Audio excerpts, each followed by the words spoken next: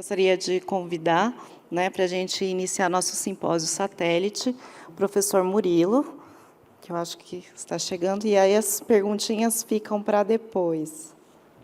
Obrigada, meninas. Muito obrigada pela participação.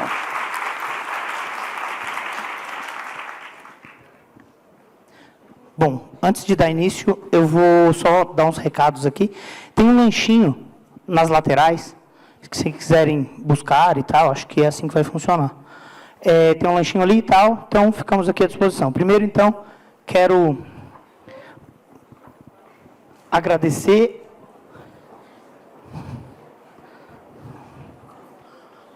Pronto. Quero agradecer muito a presença de todos, agradecer a Central Nutrition por permitir este espaço aqui, agradecer a todos que me conhecem, que já ganhei vários abraços ali fora, aquelas pessoas que já há um bom tempo conhecem sobre a modulação intestinal, sobre essa possibilidade, esse trabalho feito já há muitos anos no Brasil, e ter a oportunidade de estar aqui e falar da conexão intestino-cérebro, para mim, é um grande privilégio. E hoje eu quero deixar bem claro aqui, a minha fala é uma fala sobre um produto da Central Nutrition chamado Guardian, então vou fazer abordagens relacionadas a ele. É importante que isso fique bem claro no início, para que a gente entenda os conflitos de interesse, mas é óbvio que eu vou falar de ciência, porque é assim que eu sou e é assim que eu acredito na vida. Bom, começo assim. Essa aqui é uma imagem de um artigo científico publicado em 2019, em que os autores mostram a relação e o impacto entre o microbioma e o metabolismo. E aí eu tomei cuidado de fazer uma pesquisa para estar aqui. Essa é uma pesquisa no PubMed com a palavra-chave microbioma intestinal humano.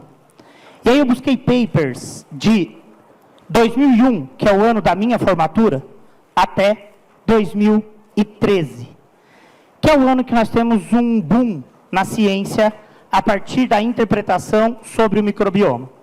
E aí eu fiz mais. Eu ampliei a pesquisa até 2023. E se nós compararmos a busca até 2013, nós temos 763 papers.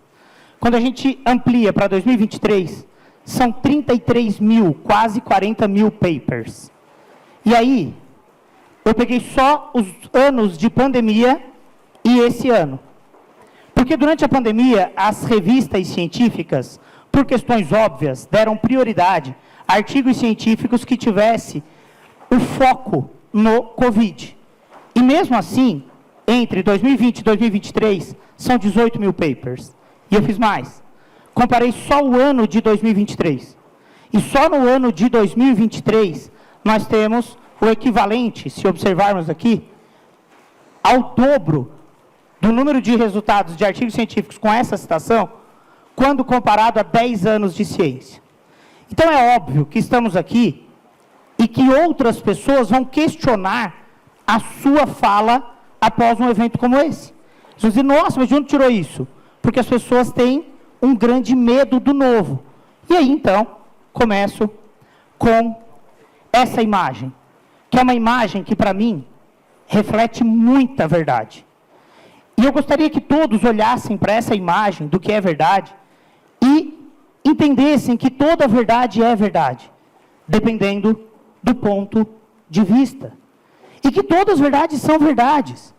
Quando você diz, olha, não existe evidência, talvez a verdade, a forma de falar isso seria, eu não li ainda. Eu não li ainda. Não quer dizer que não tenha. Eu não procurei, eu não busquei. Mas talvez tenha. E aí isso é uma forma de se defender. É uma forma de defesa. E a forma de defesa é por um ponto de vista. E todo mundo está certo, dependendo do ponto de vista. Sábio é aquele que entende que existem várias verdades, dependendo do ponto de vista. E o ponto de vista que eu vou falar aqui é um ponto de vista do cocô. E esse artigo aqui ajuda bastante. Esse artigo mostra a relação desse impacto na saúde e na doença sobre o microbioma, e tem uma imagem do cocô, do bonequinho aqui fazendo cocô. E que quando tem muito Big Nagger do Bonegger com refrigeregger, tem só 2 vezes por semana. E aí, dar notoriedade ao cocô é, no mínimo, constrangedor. No entanto, eu tenho muita gratidão àquelas pessoas que acreditam nisso. E aí, no dia 14 do 4 agora, deste mês de 2023, saiu uma notícia no G1. Uma notícia no G1 de uma entrevista feita comigo e com outros profissionais. E eles deram como conotação essa frase. E essa frase aqui, para mim, reflete muito o que é um olhar sobre a vida. E aí, para todos que estão aqui, gostaria que vocês levassem uma reflexão para casa. Para todos que têm pet em casa, eu vou te fazer uma pergunta. Quantas vezes tu olhou para o pet e falou o seguinte: olha, quando tu terminar de comer a ração toda, pode tomar refri. E quantas vezes tu olhou um cocô de um pet, e ao olhar o cocô do pet, você disse assim: preciso dar Imosec, porque estava mole. Ou tenho que dar lactopurga, porque está duro. Quando tu olha um cocô de um cachorro mole, a primeira coisa que tu pensa é o que ele comeu. E tem pessoas que fazem cocô mole a vida inteira e nunca pararam para pensar que isso pode estar atrelado ao que eles comem, que gera uma mudança no microbioma. Então, essa frase que está aqui, escrita de uma forma muito mais educada do que eu falei, porque ela fez toda uma contextualização, o corpo dá sinais por meio das fezes. Murilo dá um exemplo, que os donos de animal de estimação vão ter mais compreensão sobre isso. Quando um cachorro faz cocô mole, a primeira coisa é o que ele comeu, gente. E não é tomar um remédio. E tem mais aqui sobre cocô. Esse cocô fala muito sobre o nosso metabolismo, sobre a nossa conexão. E ouso dizer que pessoas com depressão têm pum mais fétido. Talvez por aumento da putrefação, por aumento da descarboxilação de aminoácidos induzida por proteobactérias e por uma conversão do triptofano, um substrato alimentar, induzido pela indoleamina 2,3-dioxigenase, levando esse triptofano para a via das quinureninas, diferente da via fisiológica para a síntese de serotonina e melatonina. Bom, então isso era só uma introdução, para que agora a gente pudesse conversar sobre o que acontece nesse intestino e qual é, na minha opinião, a maior vulnerabilidade do ser humano em 2023. Ouso dizer que uma das maiores vulnerabilidades do ser humano em 2023 é a condição de leaky gut. Por isso, coloco essa frase de Marie Curie. Agora é o momento de compreender mais, para que possamos temer menos. E quando a gente fala conhecer mais, para que possamos temer menos, é para que a gente entenda que medo é uma coisa individual. E eu poderia perguntar aqui, eu gostaria que respondessem com a mão levantada. Quem nesta sala tem medo de andar de avião? Por favor. Medo de andar de avião. Tá tudo bem ter medo de andar de avião. Caiu o avião do Mamonas Assassinas, gente. Caiu o avião da Marília Mendonça. Caiu o avião da TAM, aqui. Mas isso não inviabiliza o fato de o número de pousos e decolagens por segundo no planeta tornar esse o transporte mais seguro do mundo. O que a gente não pode é focar o nosso olhar sobre a ciência por outliers, por pontos fora da curva. Focar por medo. E aí, gente, vamos mergulhar nesse universo intestinal. E se você me fizesse uma pergunta do que a gente conhece sobre o microbioma hoje, e eu estou falando a ciência como um todo, eu ouso dizer que o que nós conhecemos é muito semelhante ao que o homem conhece do cérebro, ou o que o homem conhece do fundo do mar. E se você me perguntasse quanto que o homem conhece do fundo do mar, eu te diria que um mergulhador conhece muito do fundo do mar. Mas ele conhece os 30 metros que tem incidência de luz. E 70% do planeta está debaixo d'água. Então, estamos falando aqui de uma ciência que estuda os trilhões de genes microbianos que convivem junto conosco. E da mesma forma que hoje nós temos bons marcadores em microbioma e bons métodos de análise, e conhecemos algumas espécies distintas e adequadas com estudos, talvez estejamos ainda conhecendo um universo inexplorado. E se eu te perguntasse agora como comparar o bioma Pantanal com o bioma da Austrália, eu poderia te dizer que comparar esses dois biomas é possível, mas não será buscando onça pintada na Austrália, tampouco canguru aqui no Pantanal. Então, quando a gente pensa em espécies específicas, é uma coisa. Entender índices de diversidade, entender o universo complexo que nós estamos falando, é talvez mais importante do que tudo. E aí aqui eu quero homenagear, de forma clara, este pesquisador, que é o Dr. Emerald Meyer, que em 2016 mudou um caminho na minha vida. Em 2016, saindo de uma cidade muito pequena, eu sou originário de uma cidade chamada Araranguá, o sonho da minha mãe e do meu pai era ter um banheiro em casa. Quando eu nasci, já tinha banheiro, o papel higiênico era rosa. Mas tinha. Então, uma família muito humilde. Eu não falo inglês, e não falo até hoje. E quando eu entrei numa fila, num simpósio em Harvard, porque brasileiro tem uma coisa com fila. Brasileiro não pode ver fila. Daí eu cheguei em Harvard e vi uma fila, se preciso. Já dei um jeito, peguei o celular, fui para a fila. No que eu estou naquela fila, está lá ele sentadinho, autografando os livros. E aí, a hora que ele autografou, para Murilo, conexão mente-intestino. Eu olhei para ele e falei, picture, please. E ele não levantou, gente. Ele ficou sentado, eu dei a volta, nossa, deu uma felicidade, tirar foto comigo. E desde 2016, eu comecei a estudar os achados dele. A conexão bidirecional, a conexão com o cérebro. E uma das conclusões, depois de muitos anos de pesquisa e de ter a oportunidade de estar com ele no Brasil em 2022, de ter autografado um livro para ele, de ter escrito coisas balizadas nos achados científicos dele, nós podemos dizer que sim, nós temos uma conexão íntima entre intestino e cérebro. E ela perpassa por uma condição de integridade deste epitélio intestinal, tanto por receptores que nós temos nele, quanto pela sinalização do vago, que faz com que essa informação chegue até o cérebro. E aí, ainda mantendo a homenagem a ele, em 2023, nós temos uma publicação já apresentada por ele. Mas acho que é fundamental que nós possamos, aqui, dar notoriedade a essa conexão chamada de bidirecional.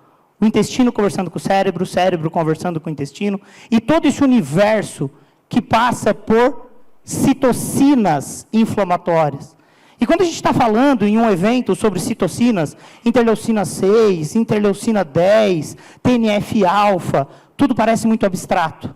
No entanto, são essas conexões que geram uma mudança de comportamento. E aí, para que a gente possa entender que tudo isso acontece aqui, e aí parafraseando aqui Dr. Alessio Fasano, que também deve estar aqui, tem uma frase do Fasano que para mim é emblemática, que ele diz, intestino não é Vegas, porque o que acontece em Vegas, fica em Vegas. O intestino não. O que acontece no intestino repercute longe do intestino.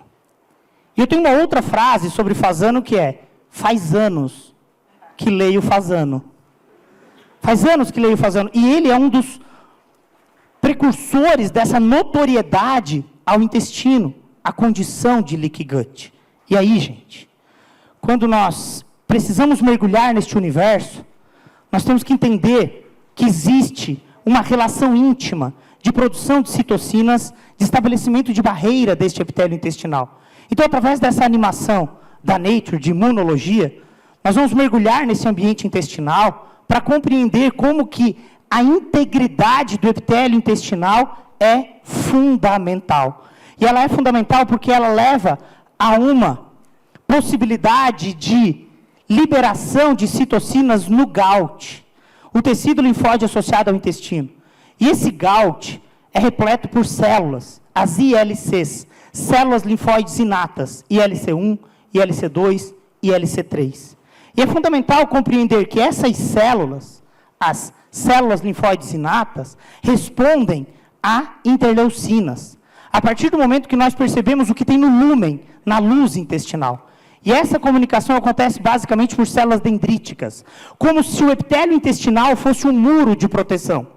E a célula dendrítica, um cachorro, que fica ali naquela região entre a casa e o muro, mas ó, e sente quem está do lado de fora. E a partir desse momento de reconhecimento, faz liberação de interleucina 23, que por sua vez atuará na célula linfóide inata ILC3, estimulará a produção de interleucina 22, fazendo com que nas células de revestimento e células de Goblet, nas células do epitélio intestinal, aumentar a produção de AMP, peptídeo antimicrobiano. E é isso que estabelece uma homeostase, um equilíbrio desse microbioma. A sinalização de células, que por sua vez estabelece a condição de barreira. E o que vem a ser essa condição de barreira? Essa que nós temos do lado direito. E aqui, do lado esquerdo, uma condição inflamatória. E aqui eu quero mais uma vez agradecer um outro colega, Dr. Pablo de la Penha, do Paraguai.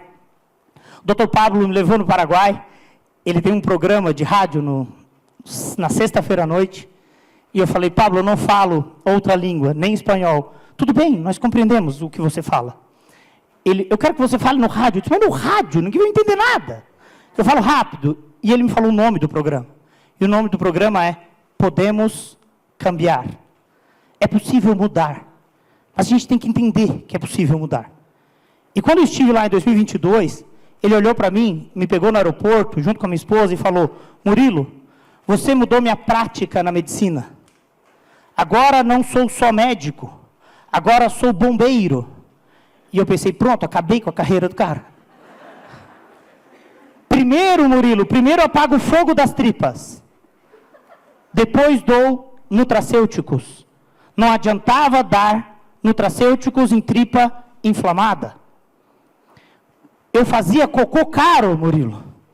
Porque o nutriente não era absorvido adequadamente, porque não tinha integridade de epitélio. E aí um dos grandes desafios, e quem me conhece aqui há muito tempo sabe, da minha preocupação, com ter coisas de qualidade, estava ali fora agora, falando com o Alessandro, e dizendo, Alessandro, eu te procurei em 2017, para que a gente pudesse conversar sobre exame de microbioma, porque eu estava na iminência de lançar um curso no Brasil. E assim eu faço com N empresas, com N importadoras, com N pessoas pensando em melhorar a vida de alguém. Em um determinado momento, em 2015, eu estive numa cidade chamada Ipatinga, sentado numa mesa de bar, a gente faz muitos negócios, e faz ciência também em mesa de bar, por incrível que pareça. Estávamos lá numa esquina, os proprietários da Central Nutrition estavam lá, eles me chamaram para uma palestra em Ipatinga. E eu pensei, meu Deus, como é que eu vou para uma cidade pequena como essa? E tinham lá 70 pessoas, e conversando depois do evento. A empresa deles tinha um nome horrível. E eu falei na cara, eu disse, nossa, que nome feio, meu Deus. Por que vocês não usam Central? E aí fiz uma conversa com o Renildo. Eu falei, ele falou assim, Murilo, um dia eu quero que tu desenvolva um produto para a gente. Em 2017, eu liguei para ele e falei, cara, a gente precisa ter um sinergismo de prescrição. Precisa ser acessível. O Lúcio Lemos está aqui. Eu tenho uma briga com ele, digo, Lemos, eu preciso ter um valor de exame acessível. Precisa ter que a pessoa não melhore no orçamento, porque às vezes a pessoa melhora no orçamento. Ela vai no médico, tem a prescrição. Nossa, estou curado. Quando vê o orçamento, então, tem que ser coisas acessíveis. E quando a gente pensa em modular esse intestino, tem várias coisas que atuam de efeito sinérgico para melhorar esse ambiente, melhorar essas células. E aí nós temos um mundo que está assim, ó. E você que me julga, pode julgar agora. Pô, Murilo, tu mostrou um paper em 2023 de 2016? E eu quero te dizer, chupa. A previsão dele é para 2025. É para 2025. E a previsão para 2025 desses autores, desta nota ao mundo, de autores da Nature Reviews de Gastroenterologia, é o seguinte: se não virar essa onda, o custo do imposto gerado para alimentos ultraprocessados não será mais suficiente, essa receita, para pagar as hospitalizações por obesidade, por fígado gordo. Então, ainda dá tempo, estamos em 2023. Murilo, qual é, então, as possibilidades? Notem que quando há uma condição de leaky gut, de intestino permeável, há até mesmo maior acometimento hepático. E aqui eu tenho uma imagem do livro de modulação intestinal em que eu coloco lá, ó, a dieta de padrão ocidental, que promove uma condição de disbiose, expõe o indivíduo a grande quantidade de padrões moleculares associados a patógenos, ou DUNPs, padrões moleculares associados a uma condição de perigo, faz com que o nosso corpo, devido a uma condição de alteração na permeabilidade ou de falta de integridade, falta de expressão das tight junctions, tenha maior sinalização de Toll-like receptor 4. Isso, por sua vez, ativa as caspases. E por ativar cronicamente as caspases, ativa o inflamassoma. E por isso gera uma condição de fígado gordo. E sabe qual é a chance de tu não atender alguém com fígado gordo? A única chance é estar de férias. Porque se tiver de férias, não vai atender alguém com fígado gordo. Isso é fato. Agora, se não tiver de férias, Murilo, eu atendo só depressão. Pois terá depressão e fígado gordo. Murilo, eu atendo só pediatria. Pois terá qualquer problema associado à pediatria e o fígado gordo. Murilo, na pediatria, por incrível que pareça. Porque eu sou de uma geração que era bonito, era rico, levar dinheiro para o colégio. Eu nunca levei dinheiro para o colégio. Eu comia com aquela caneca azul e o prato azul, no colégio público. E era condição de acessão social levar dinheiro para comprar refri e biscoito na cantina. Tinha um saquinho que chamava Biluzitos, que era banha com trigo e sabor, flavor. Isso era condição de acessão social. Então, gente, nós temos algumas coisas como isso, ó, que mostram uma base da pirâmide do que fazer nesse manejo do fígado gorduroso. E a primeira coisa é mudar estilo de vida e padrão alimentar. E aí eu pergunto, quantas pessoas que vocês atendem estão dispostas a mudar estilo de vida e padrão alimentar? Quantas estão dispostas e querem mudar? Porque é para essas que se aplica a condição de renovação de epitélio. E eu gostaria de fazer uma citação aqui de um paper, publicado em 2022, em uma das revistas da Cell, com um estudo multicêntrico, são 4 grupos de estudo, um deles do Brasil, o grupo de pesquisa do Dr. João Felipe Mota, da Universidade Federal do Goiás, que faz parte na autoria deste paper. E eles mostram uma verdade à luz do microbioma intestinal. Então, o título do paper é: o que é alimento saudável, remodelando esse alimento saudável, à luz do microbioma intestinal. E aí eles colocam aqui que quando tem Big Nagger do Bonegger, Refrigeregger, excesso de sal, isso gera uma condição no lúmen intestinal de redução da produção de ácido graxo de cadeia curta. Consequentemente, os emulsificantes, o carboximetilcelulose, polissorbato 80, aumentam o impacto sobre a barreira do epitélio intestinal, geram ruptura das tight junctions. Esse efeito como um todo culmina em resistência à insulina, inflamação crônica, risco de câncer elevado. No entanto, raw foods, alimentos na sua integralidade, aumentam a produção de ácido graxo de cadeia curta, mas, por sua vez, aumentam a expressão das tight junctions. E com isso, gente, faz ter sentido estar aqui. Tem um potencial efeito anticâncer. Para quem não me conhece, não sabe, em 1998, eu entrei na faculdade. Em 1998, eu era como eu sou hoje. Eu sou disléxico. Eu tenho disgrafia também, depois eu descobri isso. E quando eu entrei na faculdade, eu não escrevia, porque a minha mãe escreveu para mim até eu entrar na faculdade. Ela copiava a letra dos meninos com a idade semelhante à minha, para que ninguém soubesse que não era o Murilo que estava fazendo as redações e passando o caderno a limpo. E ela ia evoluindo a letra conforme a letra do Basílio, que era o menino que morava perto da minha casa e estudou comigo do pré ao 3º ano. E a minha mãe me ensinou a estudar, explicando para ela os conteúdos para ela colocar no caderno. E eu explicava para ela todo dia. Para quem é mais velho sabe, às 20 horas, o pulso da ligação telefônica mudava. Para quem é da época que conheceu o telefone, existia um negócio em casa, grudado na parede, aquilo, a partir das 21 horas, tinha um pulso muito mais barato. E aí eu ligava para minha mãe e explicava os conteúdos para ela, de qualquer matéria. E ela ficava lá do outro lado, com certeza não escrevendo mais. Não tinha como ela me mandar, só tinha fax naquela época, nós não tínhamos em casa. E aí eu ligava e explicava todo o conteúdo para ela, de todas as matérias. O meu professor de histologia, professor Pierre, de Santa Maria, dentista, imagina o quanto ele marcou a minha vida. Ele olhou para mim e falou assim: guri, tu vai reprovar, porque tu escreveu osso com C cedilha. E aí eu fiz o quê? Peguei os 10 últimos anos de prova dele no Xerox, fiquei amigo do cara do Xerox. E estudei os 10 últimos anos de prova. Ele era concursado há 20 anos na Federal de Pelotas. Ele não ia fazer questões diferentes. Eu estudei os últimos 10 anos. E eu passei na prova dele. Por que eu estou contando isso tudo para vocês? Porque eu tive mal de Édipo. Fui apaixonado pela minha mãe. E a minha mãe, em 2000, teve diagnóstico de câncer. E eu prometi para Deus, em 2001, que eu ia descobrir a cura do câncer. E eu não vou descobrir. Mas eu vou sair todos os dias da minha casa para que as pessoas tenham mais consciência sobre esse risco aqui. O risco potencial de desenvolver câncer. A minha mãe tinha uma loja de pelúcias. E a minha escrivaninha era uma máquina de costura da minha mãe, que ela me deu para que eu lembrasse dela todas as vezes que eu fosse estudar. E quando tu abre uma máquina de costura, fica um tampão.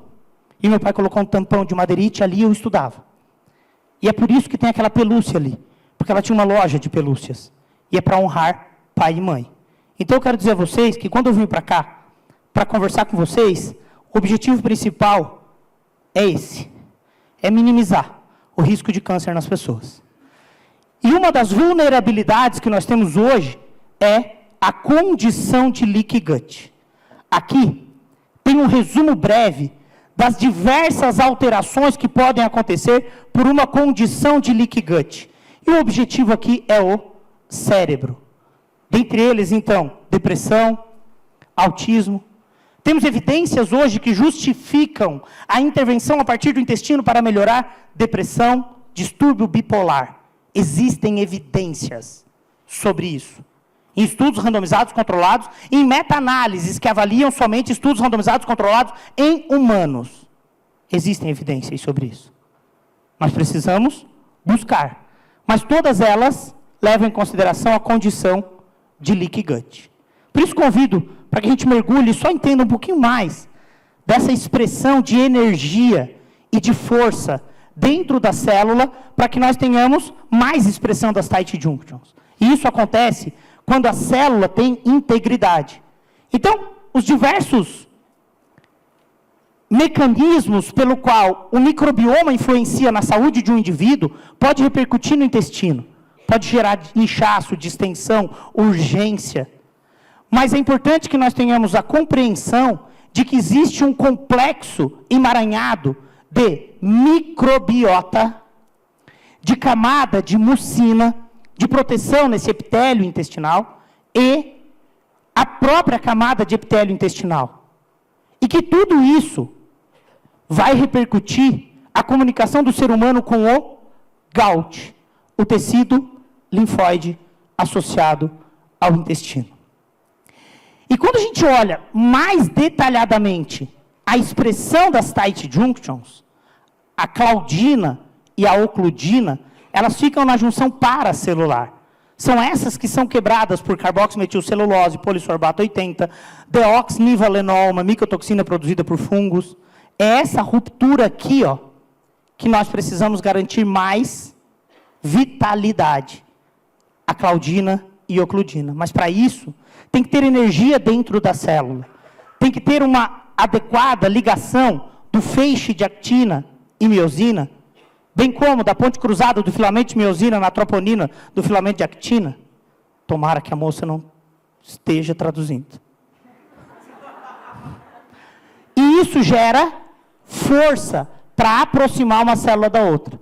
Isso é como ter um muro da sua casa íntegro, fechado. É como ter menos vulnerabilidade à condição de liquigante. E onde que entra, então, o Guardian, Murilo? Porque até agora tu não falou de nenhum produto. É agora que eu vou falar. Esse é um simpósio satélite da Central Nutrition. E onde ele entra? Na etapa reparar do programa 4Rs do IFM, Instituto de Medicina Funcional Americano, no Brasil, muito propagado pela VP, Centro de Nutrição Funcional, e aqui no livro de modulação intestinal, está com 6 Rs, para que nós possamos primeiro reequilibrar a vida do paciente, saber quem nós estamos atendendo, avaliar e reavaliar através de exames e sinais clínicos, remover alérgenos e potenciais compostos que são indesejáveis a esse indivíduo, e aí reparar o epitélio intestinal. Para reparar o epitélio intestinal é fundamental que tenhamos vitamina D, é fundamental que tenhamos beta-glucana de levedura. Naquele vídeo em que a célula dendrítica percebe o que tem no lúmen, ali é uma ilustração lúdica de um mecanismo de percepção do que tem no lúmen. E quando a célula dendrítica reconhece beta-glucana de levedura, estimula a produção de interleucina 23, que por sua vez atuará na ILC3, aumentando a interleucina 22 e promoverá mais integridade do epitélio. Tem que nutrir as células do Gout. E aí, então, neste produto tem nucleotídeos. Neste produto tem vitamina D, tem glutamina, tem glicina. É um composto sinérgico para promover nutrição das células do epitélio, para garantir a integridade desse epitélio intestinal. E pode ser prescrito, hoje, sem medo, em dietas low food map. Murilo, não sei o que é FODMAP. Eu te digo, é o que te FODMAP tudo. É o disacarídeo, oligosacarídeo, monossacarídeo, fermentável e polióis. Então, precisamos cuidar em saúde intestinal para não ter uma grande oferta de polióis.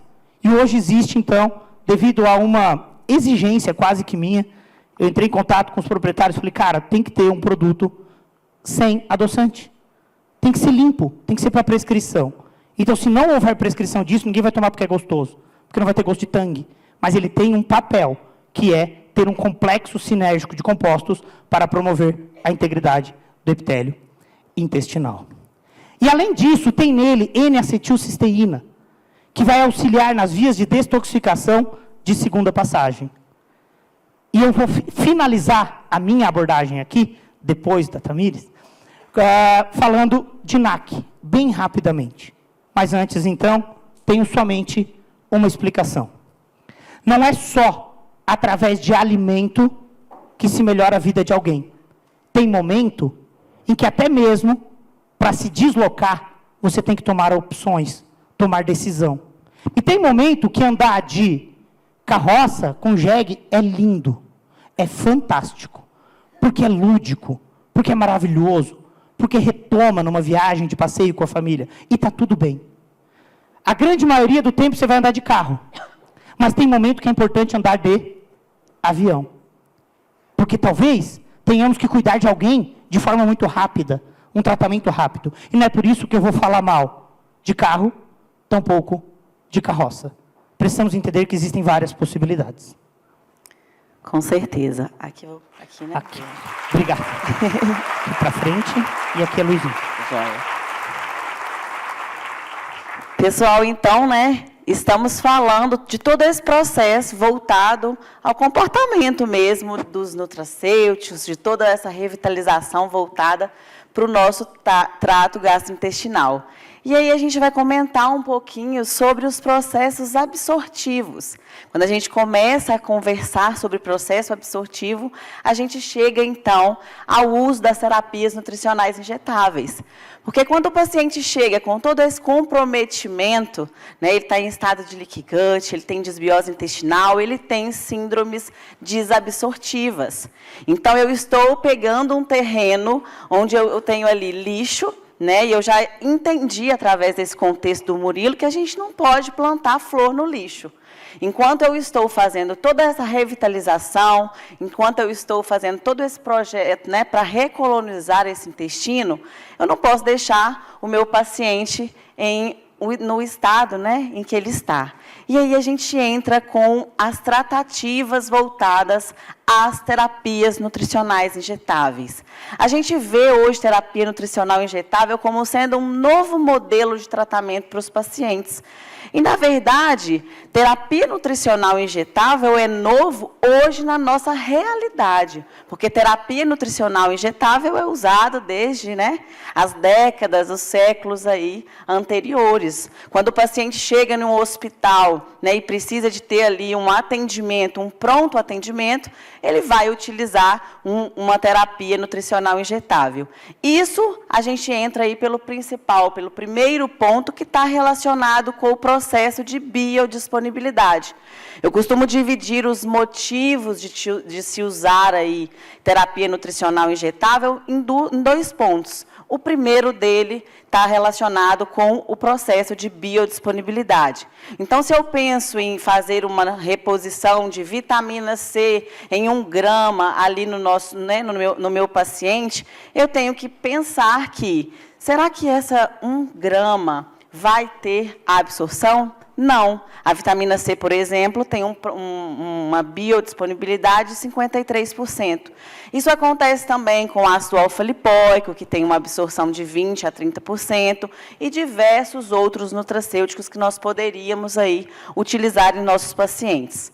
Em segunda instância, e aí é sobre isso que a gente está falando aqui nesses 3 dias, eu vou ter, né, os pontos relacionados ao comprometimento do paciente. E aí a gente vem pensar que, o primeiro ponto, a biodisponibilidade do suplemento, o segundo ponto, e aí, o meu paciente, essa capacidade de 53% de absorção dessa vitamina C, ela vai estar, né, validada? Não, se o meu paciente tem leaky gut. Não, se o meu paciente tem desbiose intestinal. Se ele tem qualquer distúrbio ali relacionado ao trato gastrointestinal. Então, a gente entra fazendo uma forma de positivar a cinética do meu paciente. Porque a farmacodinâmica, ela vai ser a mesma, independente, né, de qual a via que eu estou utilizando. O que muda em terapia nutricional injetável é o processo de cinética. A farmacocinética, ela está dividida ali no processo de absorção, distribuição, metabolização e excreção daquilo que não foi utilizado. No caso das terapias nutricionais injetáveis, a gente vai pular o processo de absorção e tudo se torna, né, biodisponível. E aí, nós vamos ter uma quantidade de fármaco livre muito maior dentro dos compartimentos centrais para que a farmacodinâmica se efetive, para que o meu suplemento, a minha nutrição, ligue-se aos receptores e tenha efeito terapêutico. Quando eu penso, né, então, a gente falar um pouquinho de alguns tipos, né, de protocolos, eu nem gosto muito de falar esse nome, eu até estava conversando com as meninas ali fora sobre isso, mas quando a gente fala em protocolos, a gente está falando que estudamos sobre aquela síndrome, sobre aquela fisiopatologia, e todas essas substâncias têm uma indicação dentro da mesma. E pensando pela visão farmacológica e farmacotécnica, essas substâncias podem ser utilizadas juntas, né, dentro aí de uma administração tanto intramuscular quanto endovenosa. Se eu estou falando de um paciente, então, que tem síndromes desabsortivas, eu posso trabalhar, enquanto eu estou fazendo todo esse processo de tratamento, dentro dos principais sintomas, dentro das principais fisiopatologias que esse paciente vai desenvolver. Então, eu consigo, durante ali o tratamento com o Guardian, durante, né, o processo de recolonização, eu consigo fazer com que o meu paciente sinta-se melhor. Eu consigo ativar, por exemplo, a via de serotonina dele, né, através do triptofano. Eu consigo colocar substratos que são essenciais a esse processo de formação, tanto da serotonina quanto da melatonina. Eu consigo antioxidar, trabalhar nas interleucinas, né, na NF-kappa-beta, e tentar reduzir o processo inflamatório, o processo oxidativo, o estado de estresse oxidativo desse paciente, melhorando também a saúde hepática. O Murilo até brincou, né, que como que a gente vai fazer, quando, né, vamos não lidar com problemas hepáticos, só quando estivermos de férias. Isso é um fato. O fígado é o principal órgão metabolizador e ele é um dos principais que entram dentro do consultório com comprometimento. A gente tem cada vez mais um aumento na quantidade de toxinas. E no caso desses nossos pacientes, essas toxinas elas precisam ser eliminadas. Então, por que não trabalhar com terapias nutricionais injetáveis, fazendo esse processo de retirada dessas toxinas do organismo através das terapias injetáveis? A gente faz um upgrade, a gente dá uma entrada, chegando lá no avião, né, que foi citado. E eu ainda tenho que pensar, ó, que quando a gente tem processo de desbiose, a gente vai ter um ambiente favorável para diversas, né, doenças, inclusive a doença hepática gordurosa não alcoólica. Então, eu começo a pensar naquele suporte nutricional de detoxificação hepática que tem como intenção fazer com que eu pegue essas toxinas, que são lipossolúveis, que são gordurosas, que têm afinidade por tecido gorduroso, e as transforme em metabólitos excretáveis, as transforme em metabólitos hidrossolúveis. Dentro do contexto ali da nossa fisiologia, essa toxina ela vai passar por essas duas fases, pela fase 1 e pela fase 2 do detox. Então, eu peguei ali uma toxina, eu a transformei em um metabólito intermediário e depois eu a transformei em um metabólito excretável. E esse paciente chega subnutrido, esse paciente chega com diversos pontos, ele tem uma alimentação ruim, ele tem um sono ruim, ele tem uma suplementação ineficaz, porque ele não absorve. Eu preciso nutrir, porque para eu fazer detoxificação, eu preciso de todas essas substâncias. Eu preciso das vitaminas do complexo B, preciso de taurina, preciso de N-acetilcisteína, preciso de glutationa. E a gente consegue fazer isso pela via injetável. Eu consigo pegar aquele paciente e fazer um formato de detoxificação hepática altamente eficaz. Aquele paciente que dormia mal começa a dormir melhor, aquele que não estava sendo responsivo aos processos de emagrecimento, ele passa a ser. Aquele que tem muita dor crônica por excesso de toxinas, ele começa a melhorar. Eu costumo dizer que talvez 90% dos nossos pacientes tenham uma necessidade de passar por um protocolo, por um processo de detoxificação hepática. E aí a gente tem diversas formas de fazer esse tipo de detoxificação. A primeira delas seria pela via endovenosa e depois ou pela via intramuscular. Qual a diferença? E aí a gente entra num ponto voltado para a farmacotécnica, para a essência dos injetáveis, a diferença da via endovenosa para a via intramuscular. Na verdade, a biodisponibilidade alcançada pela via endovenosa será sempre de 100%. Na via intramuscular, a gente chega ali de 97% a 100%, ou seja, Pensando em eficácia, as duas vias têm uma alta performance. A diferença, o que leva a gente assim, a pensar que o endovenoso acaba sendo superior ao intramuscular, é o fato de eu conseguir utilizar um maior número de substâncias.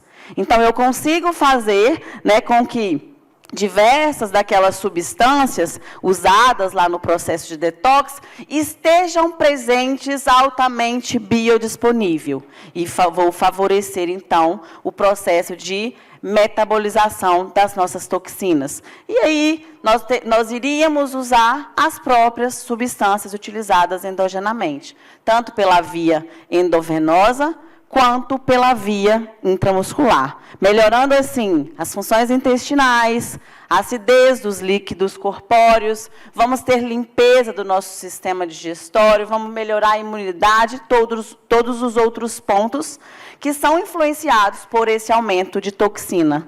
E olha que interessante isso aqui, coenzima Q10. Eu acho que praticamente todos vocês devem, em algum momento, fazer, né, a indicação da utilização da coenzima Q10. É uma substância que tem ação antioxidante, anti-inflamatória, ela age como cofator de diversas reações endógenas, lá nas nossas formações dos nossos hormônios, né, lá no ciclo de pregnenolona, doenças neurodegenerativas. Então, a gente tem que ter quantidade de coenzima Q10 biodisponível no nosso organismo. Só que se esse paciente tem indicação de detoxicação hepática, possivelmente ele tem baixa de coenzima Q10 disponível no corpo. Porque grande parte da coenzima Q10, ela é produzida no fígado. E um fígado inativo, um fígado com mau funcionamento, acarretará na baixa produção de coenzima Q10. Então, eu consigo, ao mesmo tempo que eu estou fazendo o processo de detoxicação, inserir uma aplicação intramuscular de coenzima Q10. Coenzima Q10 é oleosa, é lipossolúvel. Substâncias lipossolúveis, por sua essência farmacotécnica, já vão ter ali uma dificuldade de processo absortivo, né? O óleo, ele tem uma maior dificuldade de ser absorvido. Então, são pontos que nós podemos ir pensando. Falamos também, Murilo citou, a respeito, né, dos pacientes que estão enfrentando essas deficiências intestinais e que desenvolvem depressão. E não tem como a gente fugir disso, né? Se eu tenho um intestino ruim, eu vou ter ruim performance serotoninérgica, consequentemente, um limiar de dor ruim também, e aí a gente vai de impasse com a fibromialgia e as outras patologias que desencadeiam dor crônica e, claro, o processo de depressão dos nossos pacientes. Consigo fazer algo nesse sentido? Consigo. Se eu pegar a via metabólica, né, da formação da serotonina, eu vou ter ali o L-triptofano, que vem principalmente ali da alimentação, e esse L-triptofano ele precisa se converter em 5-hidroxitriptofano para depois se transformar em serotonina e em melatonina. E esse fator, esse processo de conversão do L-triptofano ao 5-hidroxitriptofano, ele já vem em um baixo percentual. Já é um processo difícil, eu tenho baixa possibilidade de que o L-triptofano se converta, porque geralmente ele vai para outra via, né?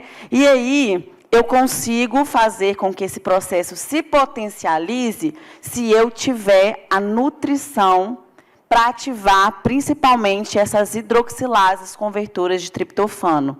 E quais seriam esses substratos? Vitamina C, os folatos, a vitamina B6, o zinco e o magnésio. O magnésio, inclusive, a gente faz uma suplementação, né, altamente periódica dele, porque realmente ele faz parte de mais de 325 funções, né? Ele age como coenzima, reações aí dentro do nosso corpo.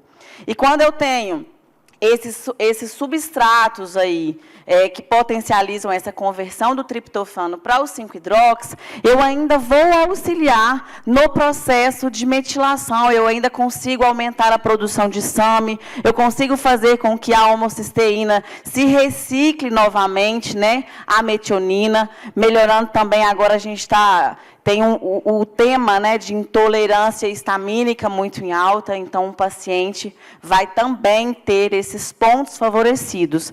E como que a gente faz, então? Eu pego, por uma via altamente biodisponível, essas substâncias que seriam utilizadas dentro dessa conversão. Né? Eu vou fazer tanto pela via endovenosa, quanto pela via intramuscular, algumas dessas substâncias. Então, aqui eu coloquei como opção, pela via endovenosa, o magnésio, o zinco, a vitamina B3, a vitamina B9, o próprio SAMe e a vitamina C. Todos esses podem ser feitos juntos, em uma única bolsa, para que a gente consiga favorecer esse processo, né, tentar regredir esse processo depressivo, aumentando aí as taxas de serotonina. E claro que eu estou falando de depressão, eu vou sim ter que falar de vitamina D, não somente de vitamina D, né, mas das outras 3 vitaminas lipossolúveis também. E a vitamina D não se aplica, claro, ao processo de depressão, ela se aplica ao contexto fisiológico equilibrado, geral, global. Nós não temos receptores de vitamina D em todo o nosso corpo, se ela realmente não fosse essencial, né, em todo o nosso corpo. Eu consigo, então, fazer esse início, esse upgrade, esse aumento da 25-hidrox e 1,25-hidrox, vitamina D, dentro do organismo dos nossos pacientes, através de uma dose suplementada pela via intramuscular. Então, eu consigo colocar o colecalciferol disponível em uma escala um pouco maior no organismo do paciente pela via injetável, associado ou não às outras lipossolúveis, dependendo aí da indicação que esse paciente tem. E por que a gente pode e deve, em pacientes, né, que estão ali com uma vitamina D muito baixa, utilizar em primeira instância a possibilidade da via intramuscular? Porque vitaminas lipossolúveis são gordurosas, e gordura tem dificuldade no processo de absorção. A biodisponibilidade é baixa. Significa que eu vou apenas fazer pela via injetável? De forma alguma. Significa que naquele momento que o paciente realmente tem uma necessidade de elevação, para eu tirá-lo de todos esses processos patológicos, eu dou aquele upgrade, eu subo aquelas doses. Lembrando que a dose que é reposta, ela é reposta no formato de colecalciferol. Então, eu preciso que o próprio paciente faça o processo de hidroxilação, de conversão. Eu preciso ter enzimas hidroxilases disponíveis para conversão a 25 e a 1,25-hidrox. E isso nos leva a pontuar que não existe protocolo de vitamina D. Não existe eu falar aqui com vocês, por exemplo, vamos fazer uma aplicação de vitamina D, 600 mil unidades mensal, bimestral, trimestral, porque cada paciente vai ter um índice de hidroxilação diferente, uma conversão diferente. Né, ao contrário do que quando eu reponho o magnésio, a forma que vai ser usada é o próprio magnésio, e assim por diante. Então, o pulo do gato que a gente costuma utilizar dentro dessas reposições de hormônio D vamos fazer a dose, disponibilizar esse colecalciferol para esse paciente e depois de 40 dias a gente vai dosar de novo. Porque aí eu consigo ver o quanto foi a capacidade e o quão esse organismo conseguiu fazer essa conversão. Eu já acompanhei caso clínico da gente fazer ali, num paciente com uma vitamina D de 25 e ele ir para 50. Já acompanhei de 25 ele ir para 27, com a mesma dose. Então, isso é realmente paciente dependente. E depois que eu cheguei, cheguei ao ponto que eu desejava. Uma vez que eu reponho hormônio D, eu sempre irei ter que repor. A gente faz a manutenção pela via oral. E aí a gente tem na Central Nutrition o Restaure, que é o nosso último lançamento, que são as 4 vitaminas lipossolúveis. E aí eu vou fazer aquela dose diária paciente dependente também. Eu já consegui mensurar qual é o poder de conversão desse paciente. E, por último, eu queria deixar aqui uma estratégia voltada à fadiga crônica. A fadiga crônica ela está presente em basicamente 100% dos pacientes que possuem algum distúrbio intestinal, algum distúrbio de leaky gut, de disbiose, porém ela é pouco comparada, a gente pouco relacionada ali com essa doença. Mas a gente pode observar que esses pacientes eles têm um maior índice de estresse e um maior índice de fadiga.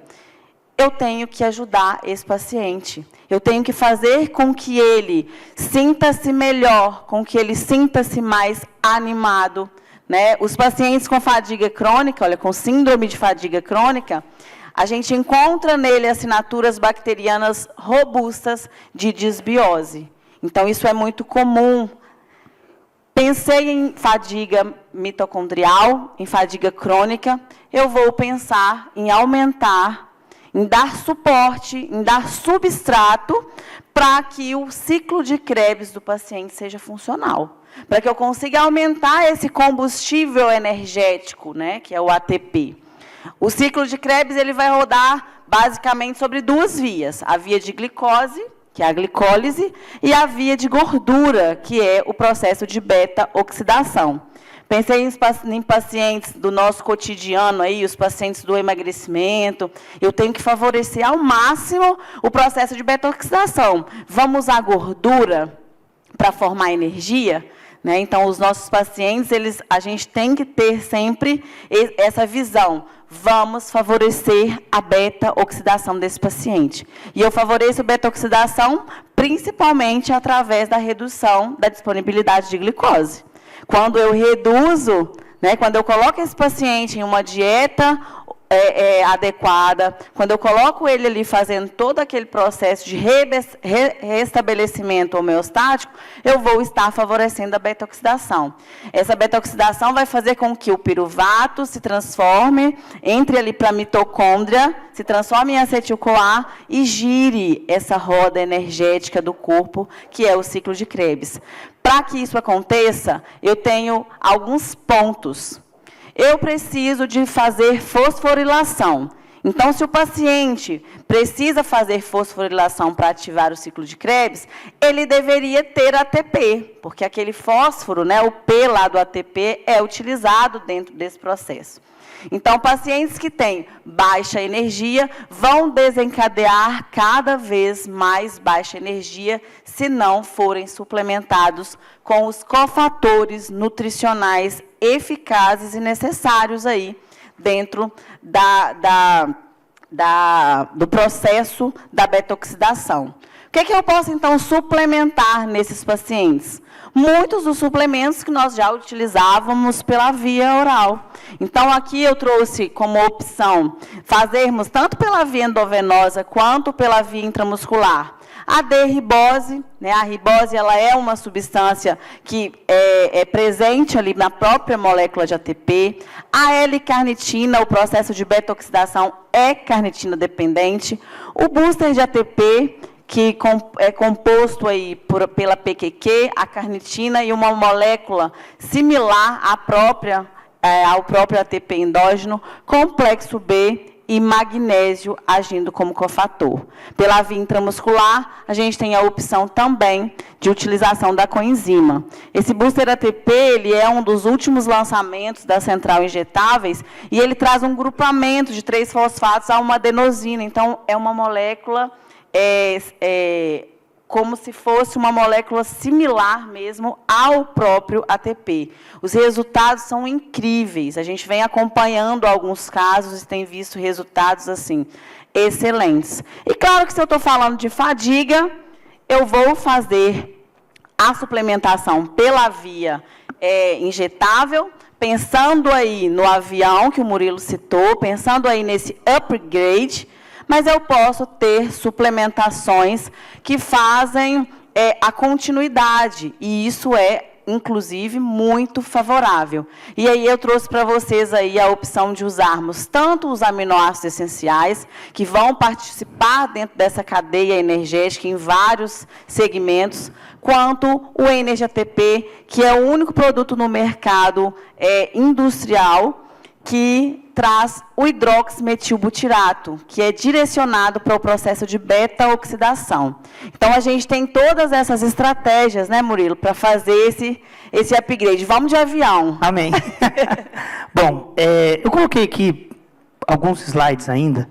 São poucos, 4 ou 5, e a gente já termina. E a minha fala aqui agora é quase que uma realização de um sonho, uma homenagem a pessoas que acreditam muito no meu trabalho. Várias delas estão aqui.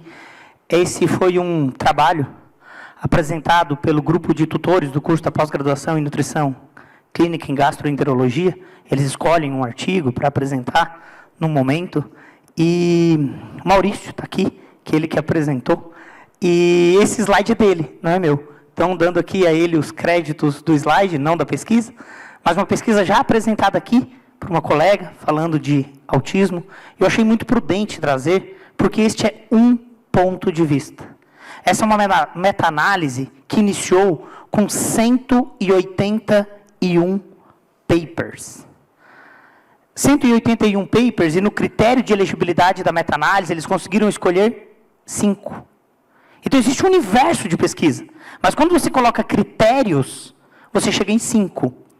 E na apresentação do Maurício, ele colocou essa imagem aqui, que é linda, que mostra uma incidência, talvez, muito aguda, digamos assim, desta alteração. E esses autores, eles conseguem mostrar que existe, sim, através do modelo matemático trabalhado por eles, uma relação de melhora de hiperatividade e de irritabilidade com o uso de N-acetilcisteína. É legal entender a meta-análise e a conclusão deles.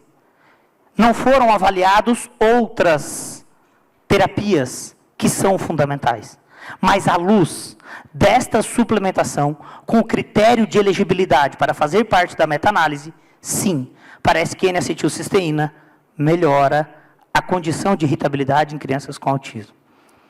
E aí, olha que legal. Na pós, tem um monte de profissional e tem uma pediatra. O nome dela é Dulce. E naquele momento ela falou assim, nossa, Murilo, que lindo esse artigo que os colegas estão apresentando. Porque na medicina que eu estudo e que eu fui criticada durante muitos anos, o fígado está ligado às emoções. E quando a N-acetilcisteína melhora essa condição metabólica, talvez melhore as emoções. E por isso melhorou a irritabilidade e melhorou essa condição de hiperatividade. Então eu queria dizer a vocês que sempre é possível, a partir de um ponto de vista, olhar alguma coisa. E aí aqui eu quero, já fiz várias homenagens, fazer mais uma, a um grande amigo chamado Pedro Bastos. Esse é um pesquisador que em 2022, no meio da pandemia, dedicado a estudos, foi lá e conseguiu mostrar que precisamos muito além da vacina. E ele coloca que nós precisamos ter sono de qualidade, comida de verdade, atividade física. E sobre a atividade física, gente, eu, durante a pandemia, comecei a praticar beach tennis. E eu descobri que existe uma categoria para chamar as pessoas de velho de forma educada. Chama 40+. Então, eu sou do 40+. E eu ouvi uma frase essa semana que eu gostaria de deixar como recado para vocês. Para todo mundo aqui que tem plano de previdência privada e que está guardando dinheiro para o seu momento de envelhecimento, nada mais justo. Mas saiba que você tem que ter uma quantidade de massa magra também para poder caminhar. Então também faz uma poupança com exercício físico agora e faça a colonoscopia para minimizar o seu risco de câncer coloretal. principalmente com diagnóstico precoce, para quem já tem mais de 45 anos. E aí, na frase do Pedro, ele coloca aqui, ó, que precisamos também de saúde intestinal. E esse é o recado que eu deixo para vocês.